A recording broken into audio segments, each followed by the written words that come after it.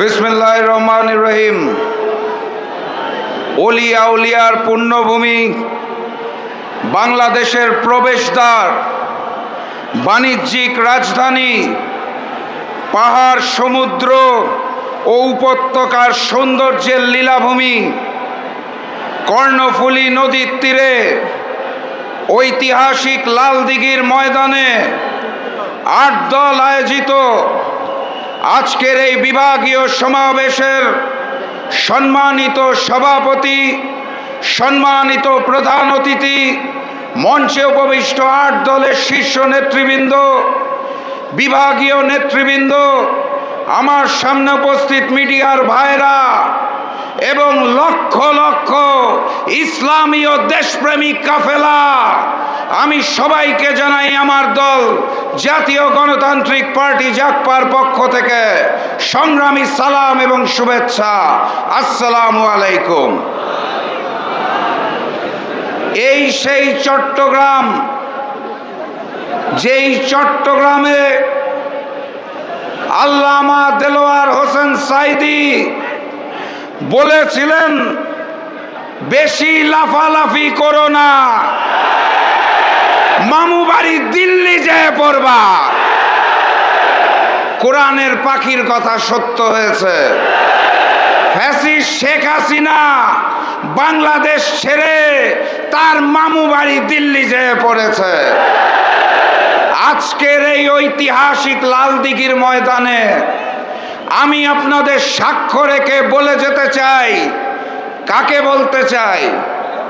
ওই নতুন জালেম বিএনপিকে বলতে চাই,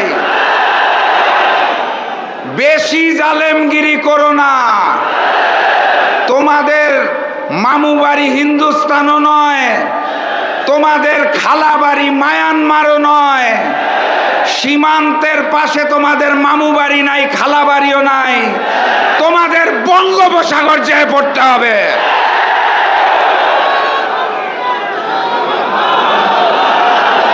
আপনারা জানেন, দেশনেত্রী বেগম খালেদা জিয়া এই মুহূর্তে অসুস্থ।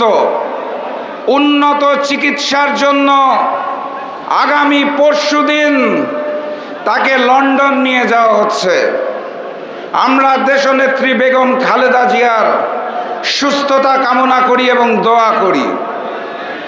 একই সাথে সাথে ভাবতে খুব অবাক লাগে, যেই সন্তান তার মায়ের বিপদে পাশে এসে দাঁড়াতে পারে না, সেই সন্তান দেশের বিপদে কিভাবে পাশে এসে দাঁড়াবে?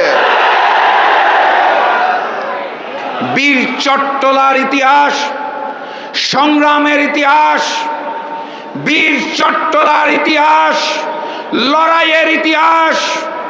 আমি বিশ্বাস করি এই বীর চট্টলাবাসী আগামীতে বাংলাদেশে নতুন কোনো ফ্যাসিস্টকে আসতে দেবে না ইনশাআল্লাহ। সংগ্রামী সাথী এবং বন্ধুগণ, জাতীয় নির্বাচনের আর 64 দিন বাকি আছে। ফেব্রুয়ারি মাসের 8 তারিখ জাতীয় নির্বাচন হবে। সেই 64 দিন পর জাতীয় নির্বাচনে গণভোটে হাঁকে জয়যুক্ত করতে হবে এবং 8 দলের যেই প্রার্থী আসবে, যেই প্রতীক নিয়ে আসবে, তাকে জয়যুক্ত করতে হবে। গণভোটে হাঁ বলো, 8 দলের প্রতীকে সিল মারো। গণভোটে হাঁ বলো, 8 দলের প্রতীকে সিল মারো। এই 64 দিন কাঁধে কাঁধ মিলিয়ে লড়াই করতে হবে। অনেক ষড়যন্ত্র আসবে, ভেঙে পড়লে চলবে না। এই চাকসুর নির্বাচনে ছাত্র শিবিরের ভূমিধস বিজয় দেখে ওরা বুঝে গিয়েছে ওরা জাতীয় নির্বাচনেও পরাজিত হবে, তাই তারা ষড়যন্ত্র শুরু করেছে। আমাদের ব্যানার পোস্টার ছিঁড়ে ফেলা হচ্ছে। আপনারা শান্ত থাকবেন। আপনাদের বলতে চাই, ওরা প্রচার করুক হিংসা, বিদ্বেষ আর নিন্দাবাদ। আমরা বলিব সাম্য, শান্তি, এক আল্লাহ জিন্দাবাদ। আবারও দেখা হবে, আরো কথা হবে ইনশাআল্লাহ বিজয়ের ময়দানে। নারায়ে তাকবীর, নারায়ে তাকবীর, নারায়ে তাকবীর।